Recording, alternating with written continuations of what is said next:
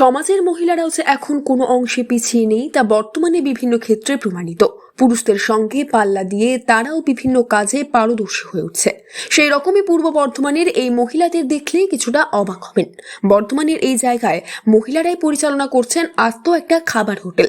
সবজি কাটা, রান্না করা থেকে শুরু করে খাবার পরিবেশন সবটাই করছেন শুধুমাত্র মহিলারাই। পূর্ব বর্ধমানের গুসকরা শহরে রয়েছে এই হোটেলটি। দৈনিক প্রায় শতাধিক মানুষ ভিড় জমান এই জায়গায় খাবার খাওয়ার জন্য। রবীন্দ্রনাথ সমন্বয় বহুমুখী সমবায় সমিতি লিমিটেড নামক একটি স্বনির্ভর গোষ্ঠীর তরফে এই খাবার হোটেল পরিচালনা করা হয়। নির্দিষ্ট স্বনির্ভর গোষ্ঠীর প্রেসিডেন্ট মৌসুমী চট্টোপাধ্যায় বলেন, আমরা মহিলা হয়েও এই হোটেলটাকে পরিচালনা করি বা আজ 17 সাল থেকে এই হোটেলটাকে আমরা চালাচ্ছি। কোনো কাজকে আমরা ছোট বলে দেখি না। এই কাজ করে আমার মেয়েরাও অনেক উপকৃত হয়েছে, যারা দুবেলা তাদের মানে রুজি রোজগার ভালোই এখান থেকে হয়। আর এইটাকে আমরা আস্তে আস্তে আরো বড় করার চেষ্টা করছি।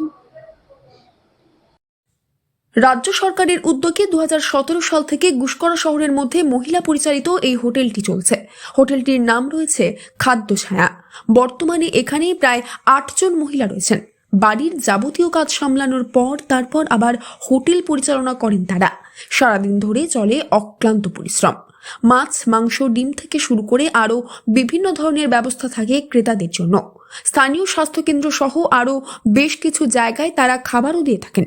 সব মিলিয়ে এই স্বনির্ভর গোষ্ঠীর মহিলারাই রমরমিয়ে চালাচ্ছেন খাবার হোটেল।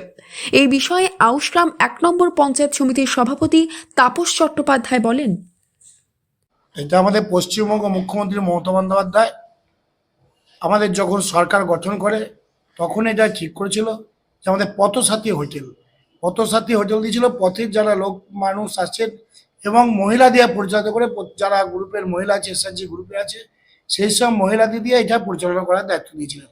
এগুলো আমাদের রাজ্য সরকার মুখ্যমন্ত্রী মমতা বন্দ্যোপাধ্যায় অনুপ্রেরণায় এটা তৈরি হয়েছিল এবং তারা যেন মহিলাদের উপার্জন করে তাদের সংসার নির্ভর করতে পারে, কিন্তু চালাতে পারে, এই উদ্দেশ্যই করা।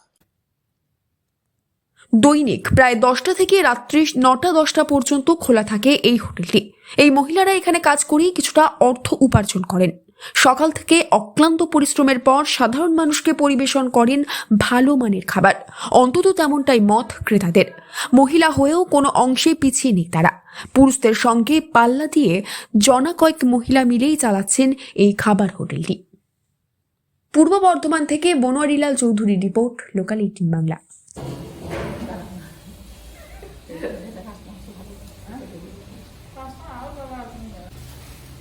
একাশ বছর পার